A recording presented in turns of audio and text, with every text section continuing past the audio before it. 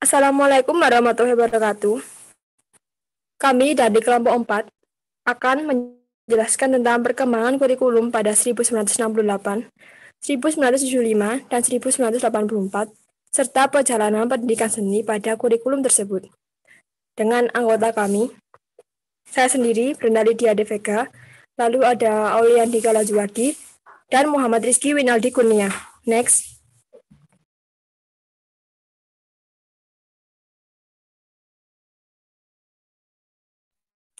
Kurikulum 1968.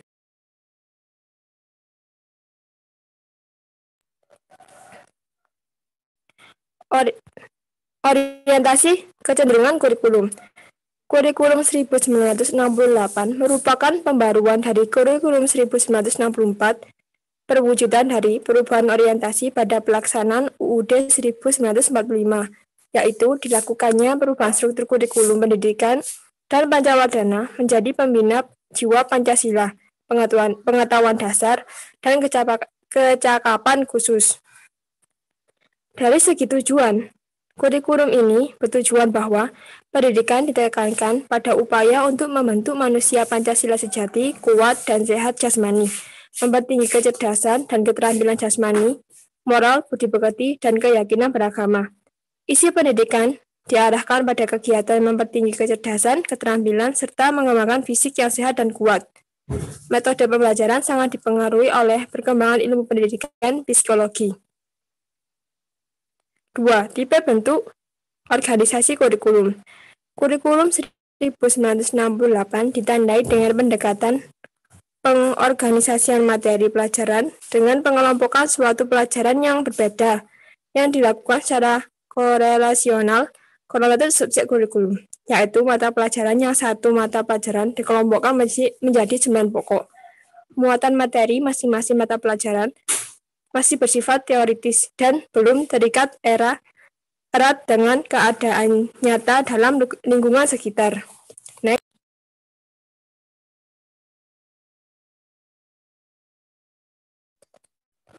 3. Jenis program. Kurikulum 1968 merupakan perwujudan dari perubahan orientasi pada pelaksanaan UUD 1945 secara murni dan konsekuen. Kurikulum 1968 bertujuan pada upaya untuk membentuk manusia Pancasila sejati, kuat, dan sehat jasmani, mempertinggi kecerdasan dan keterampilan jasmani, moral, budi pekerti, dan keyakinan beragama.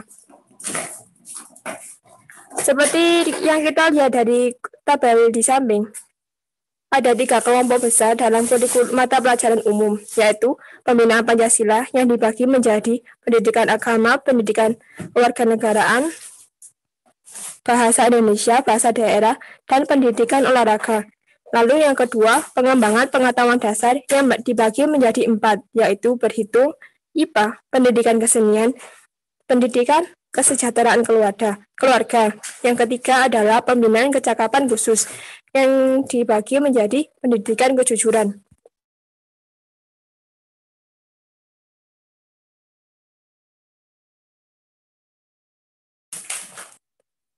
Deskripsi tujuan pendidikan seni dalam kurikulum.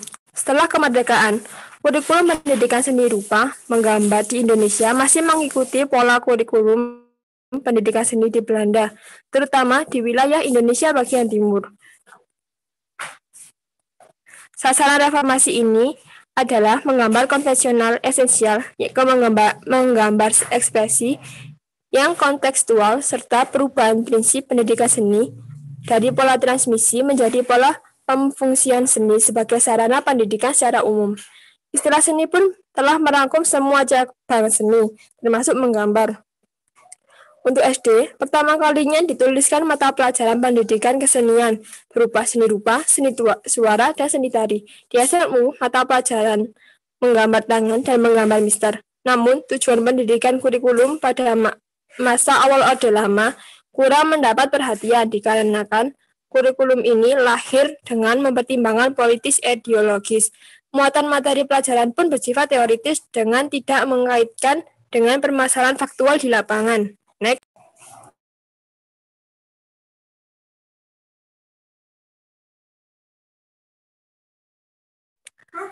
Bahan Pengkajian materi pendidikan. Pendidikan seni termasuk dalam kelompok pembinaan kecakapan khusus, di mana tidak hanya diberikan pendidikan mental, spiritual, fisik, kecerdasan saja, tetapi diperlukan juga pendidikan keterampilan emosional dan pendidikan artistik. Mata pelajaran yang diajarkan meliputi administrasi, memberikan keterampilan untuk menyelenggarakan admin sederhana dalam kehidupan sehari-hari.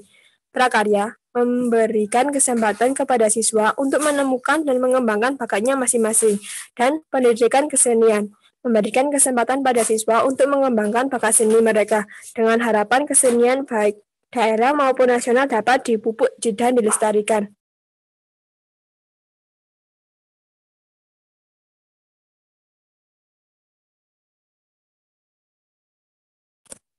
Berikut adalah alokasi waktu. Dapat diperhatikan bahwa pendidikan kesenian pada kurikulum sekolah dasar dalam seminggu diberlakukan untuk 2 kali 2 jam pelajaran, di mana 1 jamnya 30 menit untuk kelas 3, 4, 5, dan seterusnya.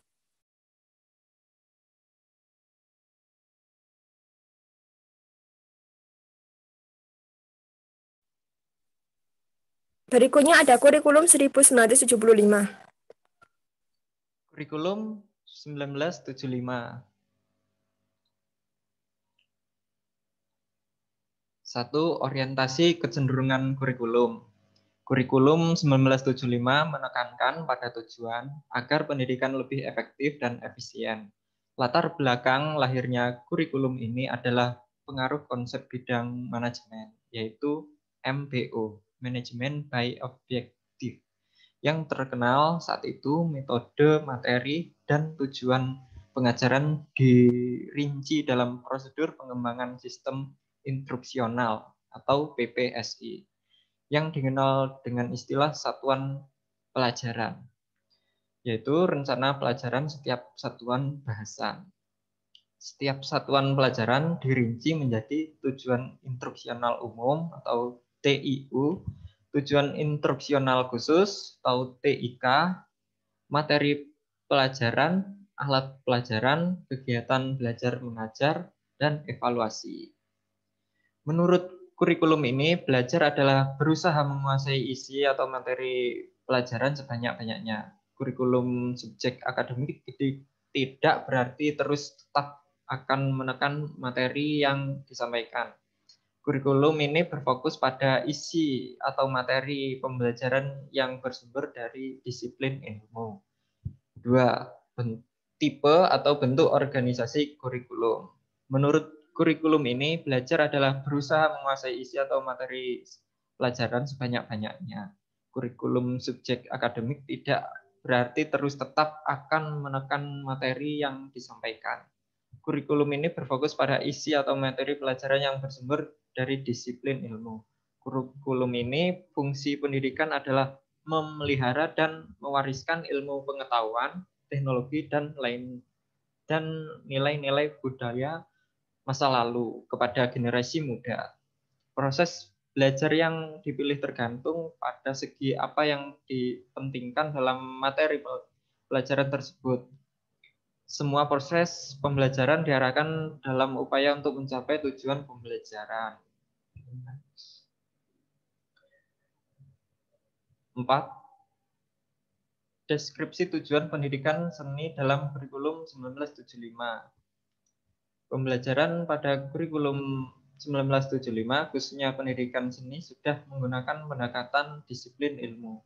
Pendidikan seni sebagaimana jenis mata pelajaran lain diajarkan secara ilmiah melalui pendekatan komprehensif yang menekankan pada aktivitas penemuan sebagaimana bidang IPA. Pembelajaran dimulai dari penyajian teori, kemudian praktek, bahan ajar. Pendidikan bervariasi, terdiri dari fakta, konsep, prinsip, dan prosedur, yaitu meliputi ada sejarah, seni, kritik seni, estetika, dan studio atau praktek. Materi pendidikan kesenian pada tahun ini menjadi mata pelajaran tersendiri setelah sebelumnya merupakan bagian dari mata pelajaran pengembangan pengetahuan dasar kurikulum 1975 terjadi perubahan yang menyeluruh pada mata pelajaran ekspresi. Yang sebelum itu dalam kurikulum sekolah umum dikenal dengan nama mata pelajaran menggambar dan seni suara. Pembaharuan dapat dilihat dengan penggantian nama mata pelajaran itu menjadi pendidikan kesenian. 5. Bahan kajian materi pendidikan seni.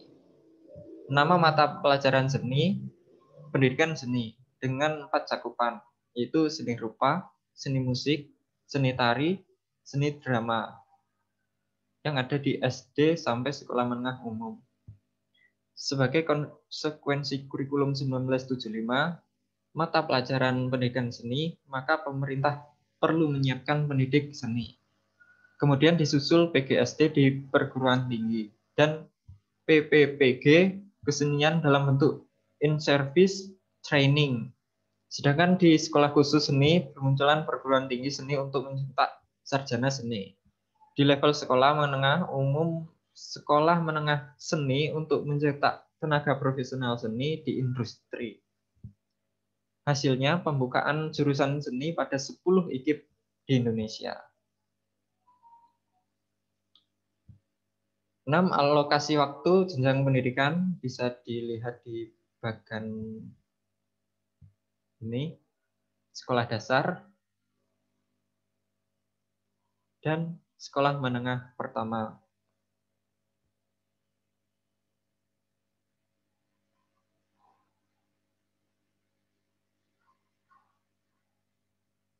Oke. Ini sekolah menengah atas. Oke.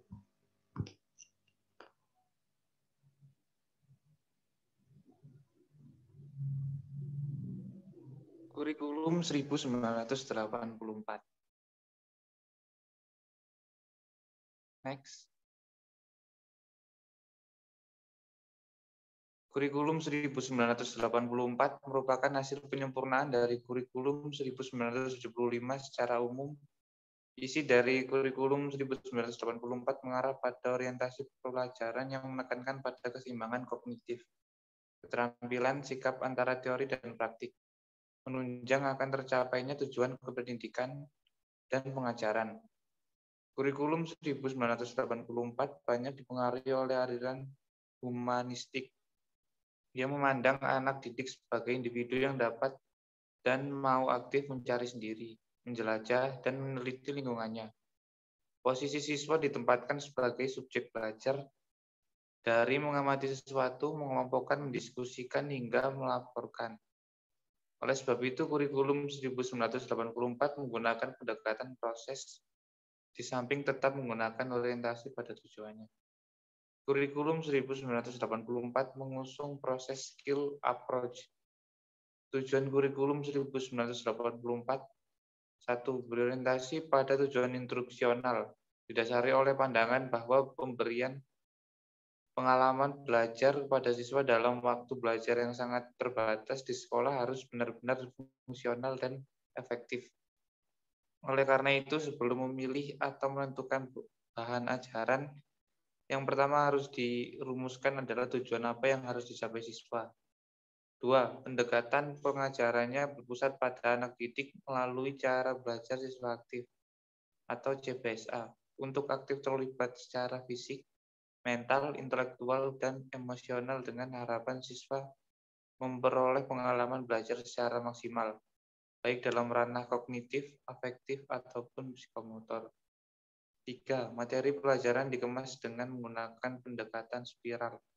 Spiral adalah pendekatan yang digunakan dalam pengemasan bahan ajar berdasarkan kedalaman dan keluasan materi. Pelajaran menggunakan pendekatan keterampilan proses. Next.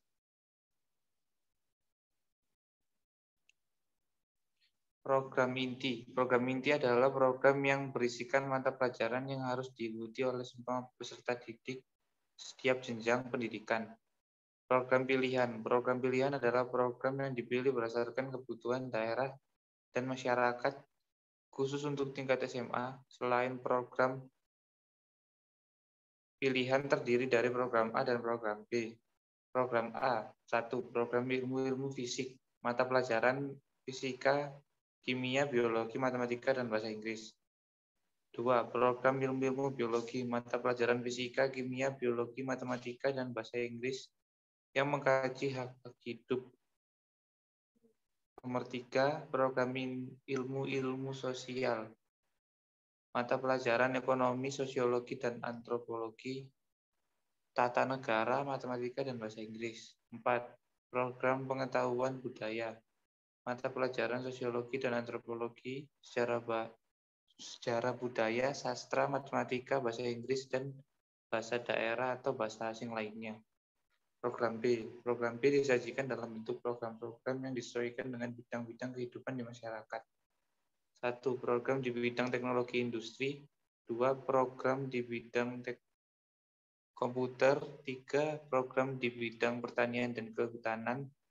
4. Program di bidang jasa. 5. Program di bidang kesejahteraan keluarga. 6. Program di bidang maritim. 7. Program di bidang budaya. 8. Program di bidang pengetahuan agama.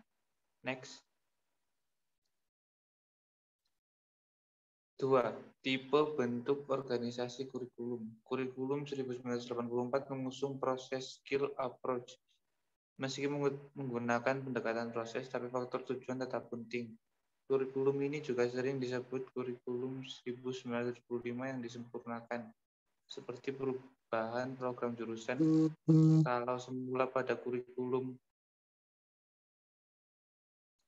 1975 terdapat 3 jurusan di SMA, yaitu IPA, IPS, Bahasa, maka dalam kurikulum 1984 dinyatakan dalam program A dan B. 3. Jenis program. Kurikulum 1984 merupakan hasil penyempurnaan dari kurikulum 1975. Secara umum, isi dari kurikulum 1984 mengarah pada orientasi pelajaran yang menekankan pada keseimbangan antara kognitif, keterampilan, sikap, antara teori dan praktik, menunjang akan tercapainya tujuan pendidikan dan pengajaran. Kebijakan dalam penyusunan kurikulum 1984 adalah sebagai berikut. 1. Adanya perubahan dalam perangkat mata pelajaran inti. Kurikulum 1984 memiliki 16 mata pelajaran inti. 2. Pengembangan mata pelajaran pilihan yang sesuai dengan jurusan masing-masing. 3. Perubahan program jurusan. Kalau semula pada kurikulum 1975 terdapat 3 jurusan di SMA, yaitu IPA, IPS, dan Bahasa, maka dalam kurikulum 1984 jurusan dinyatakan dalam program A dan B. Program A terdiri dari A1, penekanan pada mata pelajaran fisika. 2. Penekanan pada mata pelajaran biologi. A3. Penekanan pada mata pelajaran ekonomi. A4. Penekanan pada mata pelajaran bahasa dan budaya. B. Peningkatan keterampilan kejuruan. Tetapi mengingat program B memerlukan sarana sekolah yang cukup, maka program ini untuk sementara ditiadakan. Next.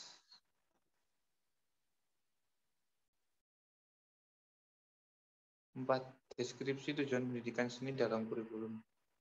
Kurikulum 1975 disempurnakan lagi pada tahun 1994 dengan sebutan kurikulum 1984. Penyempurnaan ini ditandai oleh penggantian istilah pendidikan kesenian menjadi pendidikan seni. Pembaruan kurikulum 1984 dengan digunakannya Undang-Undang Sistem Pendidikan Nasional sebagai dasar dari pembuatan kurikulum. Menurut kurikulum tersebut, pengertian dari seni rupa adalah seni yang pada aktivitas penciptaannya memerlukan koordinasi mata dan tangan. Pembelajaran seni dapat dilihat pada metode dan strategi belajar mengajar untuk mencapai tujuan pendidikan nasional. A. Model pengembangan kesinambungan. Continuous Development Model. Dengan model ini, Pusbangkurandik berupaya untuk melakukan penjembatanan yang apa yang ada pada masa lampau, apa yang ada pada masa kini, dan apa yang seharusnya ada pada masa yang akan datang. Pemikiran konsep continuous quality improvement yang sesuai dengan perkembangan ilmu pengetahuan, teknologi, dan masyarakat serta seni budaya. B. Model kemasyarakatan. Societal model.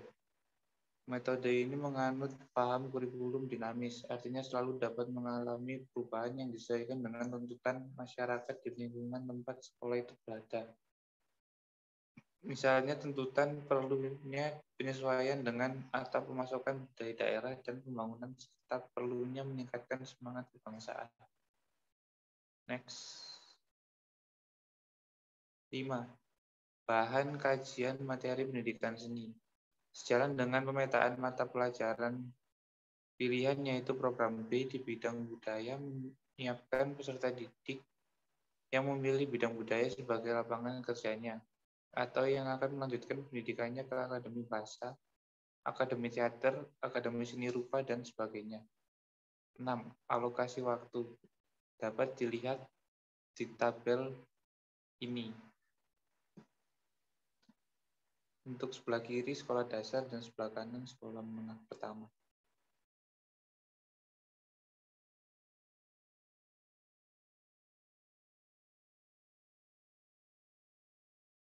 Next. Dan yang tabel ini untuk sekolah menengah atas.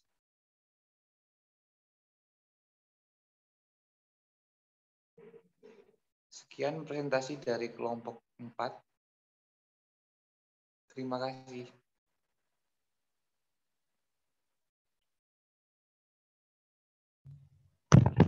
Assalamualaikum warahmatullahi wabarakatuh.